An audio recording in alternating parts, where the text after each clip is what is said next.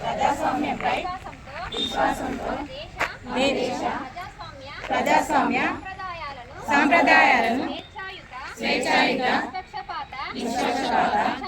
ప్రశాంత ఎన్నికల ప్రభావాన్ని నిలబెడతామని మతం జాతి కులం వర్గం భాష లేదా ఎటువంటి ఒత్తిడులకు ప్రభావితం కాకుండా ప్రతి ఎన్నికల్లో నిర్భయంగా ఓటు చేస్తామని ఇందు మూలంగా ప్రతిజ్ఞ చేస్తున్నాము.